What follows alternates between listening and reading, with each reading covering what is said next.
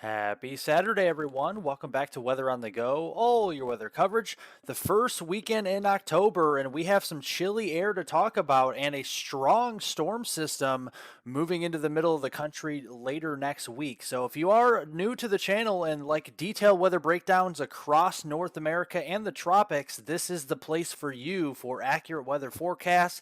It is absolutely free to subscribe, so make sure you do down below and press that like button as it helps to get all of this weather information out to as many people as possible. So furthermore, let's get into the weather forecast. Looking here first at the surface analysis map, and you can see that cold front, that fall front that we did see that brought all of the colder weather across most of the eastern two-thirds of the country has already made it to the east coast and to the Gulf Coast of the United States here. So behind it has left a cold Canadian high pressure system across the Great Plains and much of the eastern two-thirds of the country here. In fact, we have freeze warnings in effect from the Dakotas down into Nebraska, even down into portions of Kansas here, northeastern Colorado, Wyoming, northwestern Iowa, parts of Minnesota here. So a widespread footprint there of freeze warnings where we see temperatures of at least 32 degrees Fahrenheit or colder. And this is a good change in temperature over the past 24 hours of 10, 20, even some areas 25 degrees colder now than just 24 hours ago. So we are definitely seeing that footprint left behind from that strong fall cold front that did move through the United States here. And this afternoon, high temperatures will only recover into the upper 40s if you live up here into northern portions of Minnesota, including the Arrowhead of Minnesota, the Northwoods of Wisconsin, up here into the UP of Michigan, northern lower Michigan. Those are the areas I expect to see only mustering into the upper 40s this afternoon. South of that line, we see more of those upper 50s to low 60s, especially from the Midwest into the Ohio Valley and parts of interior New England. And then further south from there and west from there will be slightly warmer temperatures into the 70s and 80s. But as we go into tonight, we have the radiational cooling, so we're going to start to see more clear skies, crisp fall night out there, and temperatures will be crashing into the upper 30s and low 40s area wide, especially across the northern tier of the United States. But watch that 40-degree line actually does get pretty far south into the southern plains, into the Tennessee Valley, and in towards the East Coast as we go into tonight. So definitely a chilly night as we are waking up here Sunday morning with those lows. And then as we go into Sunday afternoon, really much of the same here. The only thing that is different is we start to see more return flow out of the southwest from portions of Texas into Oklahoma and Kansas. Temperatures there will be recovering back to the 70s and 80s as we go into our Sunday afternoon. Looking here at the total rainfall accumulation with inches here this weekend, now through your Monday morning, you see not many areas will be expecting any rainfall unless you live across the Northeast here and New England. That is with a system moving in as we go through the weekend here. You can see there will be bands of showers and even some thunderstorms embedded within this across portions of the Northeast.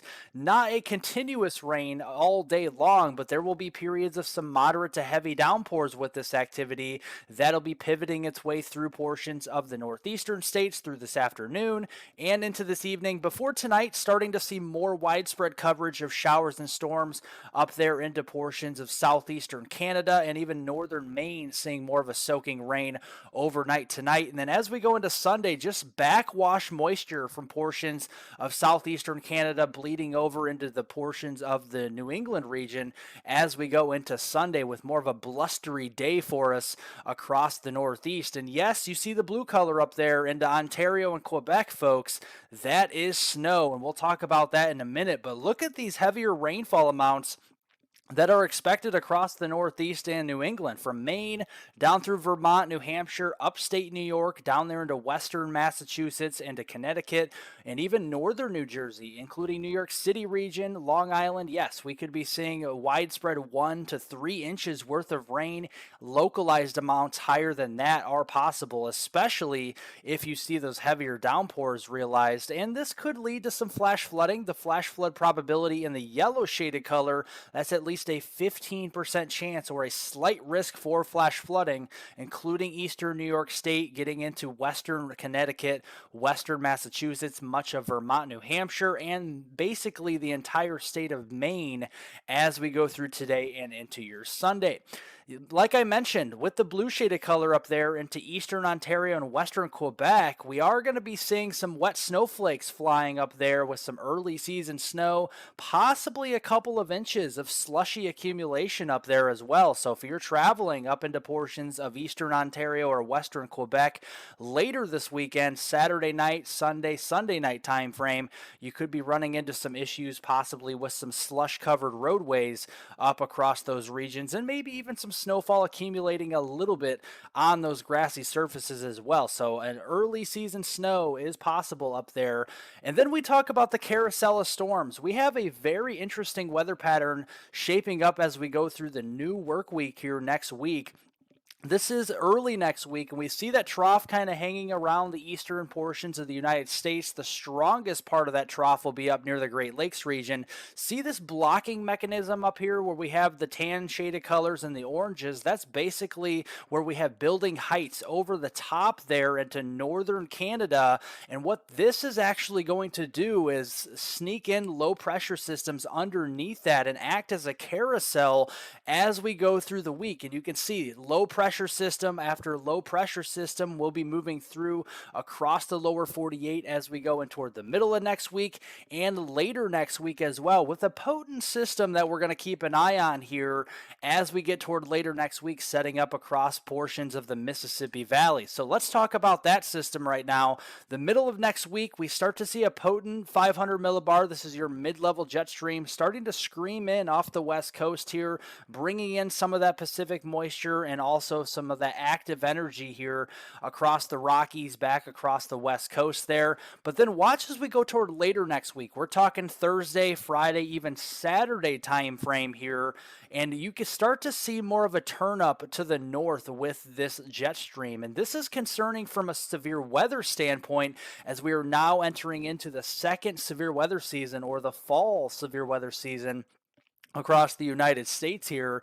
And this is my severe weather forecast into next week. Now, we will be fine-tuning this over the next several days as we get closer, but if you are highlighted anywhere in this yellow shaded color, there is a possibility of severe weather later next week. This is primarily from Wednesday onward through about Saturday time frame here, from west to east respectively. So we'll continue to watch this area. We could start to see upgrades to a likely or even very likely category here on my outlook as we do get closer to that day. But make sure to stay weather aware across the Mississippi Valley, especially the mid-Mississippi Valley region, as we go in towards the middle and later portion of next week. With regards to rainfall, though, with that system, it is going to be bringing some beneficial rain. So the news isn't all bad here. We do see some rainfall and some robust totals up across the Midwest and the Great Lakes region later next week. And zooming it in here, across the Hawkeye state of Iowa, getting into the land of Lincoln here in Illinois, and then up into Wisconsin, we're going to be starting to see more of those totals, possibly pushing 2, 3, even 4+ inches, depending on how strong the storm system is, how much moisture really has to tug up here from the Pacific and the Gulf of Mexico. That will play a role in the totals, but there does look to be a footprint of some rather substantial rain as we get in towards later next week, and this is going to be a big help to the drought, folks. I know we have lots of severe, extreme, and exceptional drought up here across the Midwest, and this will do a number on the drought. So it's good we're seeing the rain, but we don't want it all at once. So we'll be fine-tuning the details as we do get closer.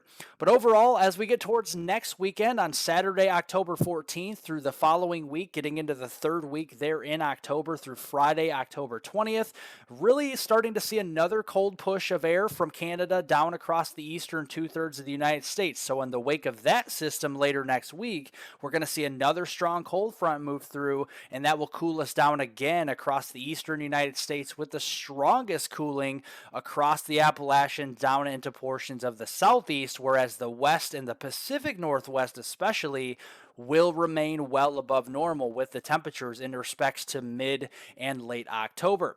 Looking at the precipitation outlook during that time frame from October 14th through the 20th, it does look rather dry, centered on the Great Plains and the Mississippi Valley, so we'll be drying out in the wake of that system. Any active weather will really be across the coasts here, across the East Coast and much of the West Coast in the Pacific Northwest.